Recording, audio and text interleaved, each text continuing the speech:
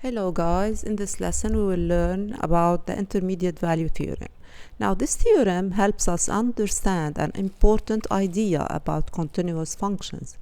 It tells us that if a function is continuous, it cannot skip values. So if the function goes from one value to another, it must pass through every value in between.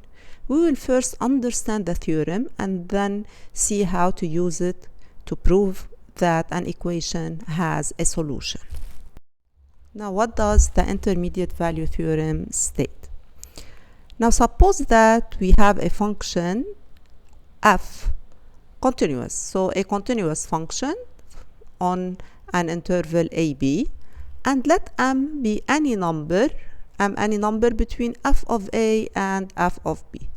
Then there exists at least a value c or a number c such that c is between a and b, so c belongs to the interval ab and f of c is equal to m. So for every a and b there exists c between a and b such that f of c equals m. So all the intermediate value theorem is really saying is that a continuous function will take on all the values between f of a and f of b. So below here is a graph of a continuous function that illustrates the intermediate value theorem. So look at the graph. This function is continuous between a and b, or from a to b. This horizontal line is m between a and b, between f of a and f of b. So since m is between f of a and f of b, the graph must cross this horizontal line. This happens at one or more points, c1, c2, and c3. So at each of these points, the function values is equals to m. So we can say that f of c1 is m, f of c2 is also m, and f of c3 is m. As long as the function is continuous, it cannot skip values. Therefore, every value between f of a and f of b is achieved at least once between a and b. Let's look at the example. Now show that p of x equals 2x cubed minus 5x squared minus 10x plus 5 has a root somewhere in the interval -1, 2. Now we want to show that this polynomial has a root between -1 and 2. What does it mean, a root? A root means a value of x where the function is equal to 0. So our goal here is,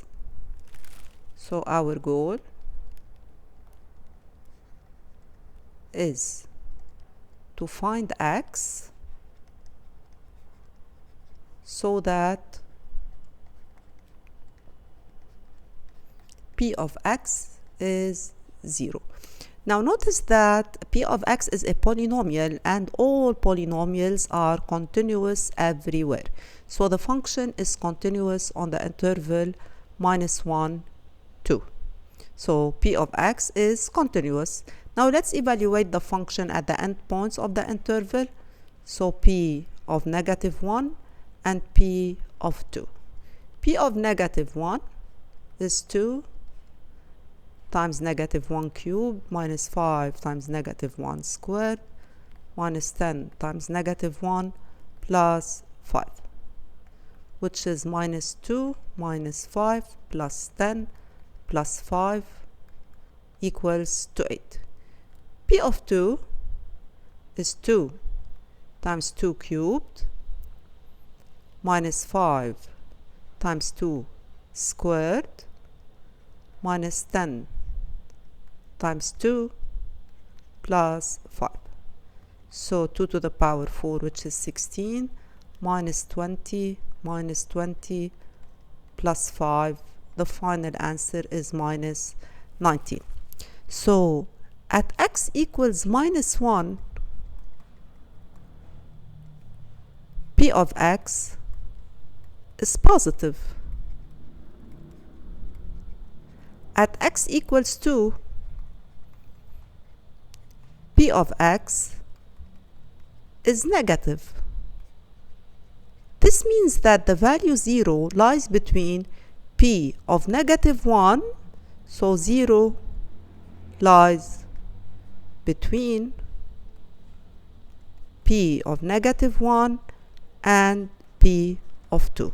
Since the function is continuous, the intermediate value theorem tells us that the function must cross the x-axis somewhere between -1 and 2. Therefore, there exists c between -1 and 2 where p of c is equal to 0. Hence, this polynomial have at least one root in the interval -1, 2. We have just seen the intermediate value theorem, which is about the values a continuous function takes. Now we move to a related but different result, the mean value theorem, which is about the slope of the function. The mean value theorem tells us that for a smooth curve, there is at least one point where the instantaneous slope equals to the average slope over an interval. What does the mean value theorem state? Now suppose f of x is a function that satisfies the following. First, f of x is continuous on the closed interval ab. So continuity of the function is a condition. Differentiability of the function, f of x should be differentiable on the open interval ab, and the values of the function should be equal at the endpoints of the interval. So f of a should be equal to f of b. Then there exists a number c such that c is between a and b, so there exists c between a and b, and f prime of c will be equal to f of b minus f of a over b minus a. What does this mean? This means that the slope of the tangent at x equals c, the slope of the tangent is f prime of c, is equal to the slope of the secant joining the points a f of a, b f of b. As you can see in the figure, this is the tangent, this is the slope of the tangent f prime of c. It's equal to the slope of the secant, this is the secant in blue, joining the points a f of a, b f of b. So its slope is f of b minus f of a over b minus a. The two slopes should be equal. Now let's solve this example, a direct application on the mean value theorem. Given function x power 2, f of x equals x power 2 for x belongs to the closed interval 1, 3. The question, apply the mean value theorem or MVT to show that the function has a tangent at x equals 2 with its slope equal to 4. Now let's check first. To apply the mean value theorem, you need to check whether the conditions are satisfied or no. 1. Is f continuous? So f is a monomial, so f is continuous everywhere. So f of x is continuous. Also, a monomial is differentiable, so continuous mainly on 1, 3. Also, f of x is differentiable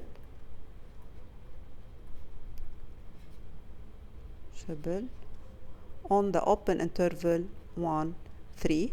So the conditions of the mean value theorem are satisfied, so we can apply the mean value theorem. Now you need the slope of the tangent to be 4. You need to show that the function has a tangent at x equals to 2 with its slope 4. Now you know, using the mean value theorem, f of 3, the endpoints of the interval, minus f of 1 over 3 minus 1, which is the slope of the secant, or the secant joining, or the line joining the points 3f of 3, 1, f of 1. This slope is equal to f prime of c, the slope of the tangent at point C. Now we can find the slope of the secant. F of 3 is equal to 9. It is 3 power 2. It's 9. F of 1, x power 2, so 1 power 2, it is 1. Now f of 3 minus f of 1 over 3 minus 1 is equal to 9 minus 1 over 3 minus 1, 8 over 2, it is 4. You need to put it equal to f prime of c, so find f prime of x. F prime of x is equal to 2x, f of x is x power 2, f prime of x is equal to 2x. Now using the mean value theorem, 2x is equal to 4, so x is equal to 2.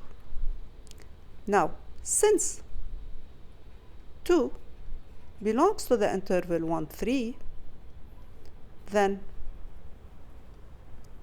the mean value theorem is verified, and f of x has a tangent at x equals 2 with slope equals to 4. After the IVT and MVT, we will now introduce Rolle's theorem, which is a special case of the mean value theorem. Now, Rolle's theorem, what are the conditions of Rolle's theorem? Suppose you have a function f of x that satisfies the following conditions. Continuous, differentiable, we've said that it is a special case of MVT. So it satisfies the conditions of MVT, f of x continuous on the closed interval AB, differentiable on the open interval AB. But there is a third condition. The function has the same value at the endpoints. So f of A is equal to f of B this time. If this happens, then there exists at least a number C between A and B where f prime of C is equal to 0. It's normal if f of A is equal to f of B, then f of B minus f of A over B minus A will be 0. In mean value theorem, f prime of C is f of B minus f of A over B minus A. So since f of B equal f of A, the slope is 0. What does it mean, slope 0? Means that the function has a horizontal tangent. The slope of the horizontal line is 0, as you can see in the figure. Here f of A is equal to f of B. The curve has a horizontal tangent at point C between A and B. Now let's solve this example, a direct application on Rolle's theorem. Given the function f of x equals x squared minus 4x on the interval defined over the interval 0, 4. Question 1, show that f of x satisfies the conditions of Rolle's theorem on the closed interval 0, 4. Now what are the conditions of Rolle's theorem? 1, 2, 3. 1. Is f continuous on the interval 0, 4? The closed interval 0, 4. F of x is x squared minus 4x. It is a polynomial, and a polynomial is continuous and differentiable everywhere. So f of x is continuous on 0, 4. The reason it is a polynomial. Also, f of x is differentiable on the open interval 0, 4, also because it is a polynomial. Now, condition 3 you need to verify that f of 0 equals f of 4, the endpoints. F of 0 is equal to 0 minus 4 times 0, it is 0. F of 4 is equal to 4 power 2 minus 4 times 4, so also it is equal to 0. Now f of 0 is equal to f of 4, so all Rolle's theorem conditions are satisfied. So this is part 1. Now part 2, deduce that there exists a number c between 0 and 4 such that f prime of c is 0. This is a direct result of Rolle's theorem. So using Rolle's theorem, there exists c that belongs to 0, 4 such that f prime of c is 0. Question 3, find the value of c. To find the value of c, calculate f prime of x and put it equal to 0. So f prime of x is 2x minus 4. C satisfies f prime of c is 0. So when f prime of x is 0, 2x minus 4 is 0. So x is equal to 2, which means that C2 first belongs to 0, 4. The condition of Rolle's theorem is satisfied, and as a result, C is equal to 2.